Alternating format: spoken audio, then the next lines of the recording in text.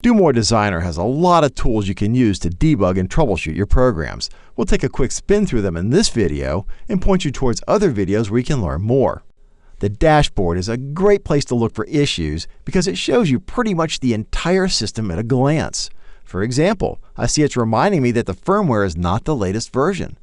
How would I fix that? Well, just click on it and it takes you right to the dialog that you need to see what your options are. This example says there's something wrong with the I/O system. How do you fix it?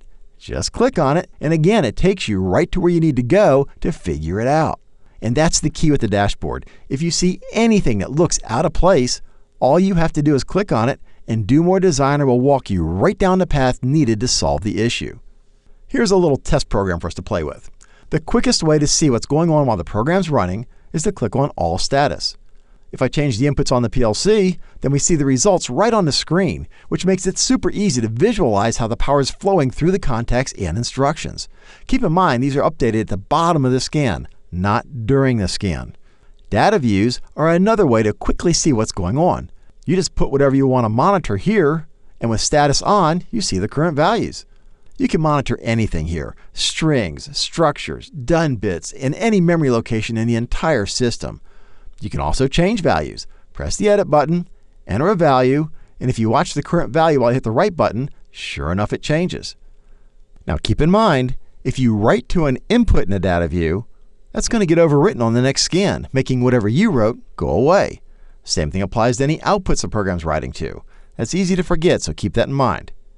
While you can't change an input from the data view, you can force it to do what you want.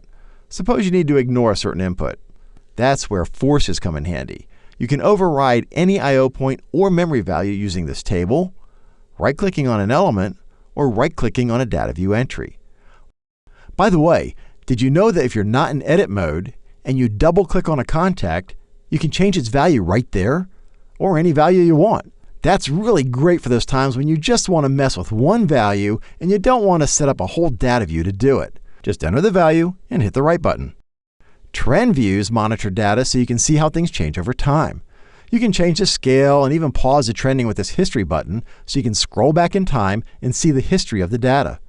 To create a trend view, you could push the trend view button and add items to it manually, but look at this.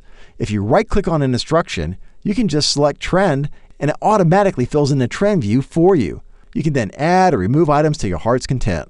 Speaking of trend views, some instructions even have little mini trend views built in. Just turn on status to see it. If you have a large program with lots of programs or tasks or subroutines, expand those over here, and if status is enabled, you'll see which of them are currently in use. You can even see which stages of your stage program are active.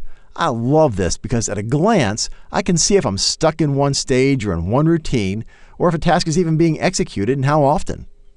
Do More Designer has a built-in debugger. You just click on Debug, and you can now pause the program, issue just a single scan, multiple scans, manage suspended tasks, monitor the current scan time of the PLC, etc.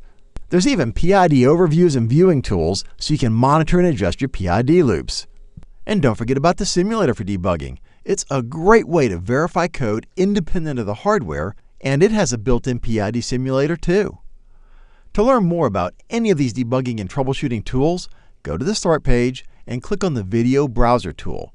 You can type any topic you want here, or select a category here, and even expand the search to include all related videos. You can then watch the video right now, or download it so you can watch it later in places where you don't have internet access. Having all of these video tutorials instantly available is one of my favorite features of Do More Designer. Well, that's a pretty good summary of the troubleshooting tools you have at your fingertips with Do More Designer. If you need any help with any of these, remember that pressing the F1 key from pretty much any place in Do More Designer will bring up a context-sensitive help. If you're in a data view and hit F1, you get data view help. If you're over an instruction and press F1, you get instruction help. If you're in trend view and press F1, what do you get? Trend view help. You get the idea. And if you need even more help with your Do More Designer program, please contact Automation Direct's free, award-winning support team during regular business hours. They'll be happy to help. And don't forget the forums. There are lots of experienced automation professionals there that love to share their years of experience. Just don't post any questions directed at Automation Direct support team there. They don't monitor the forums on a regular basis. Spend less, do more with Automation Direct.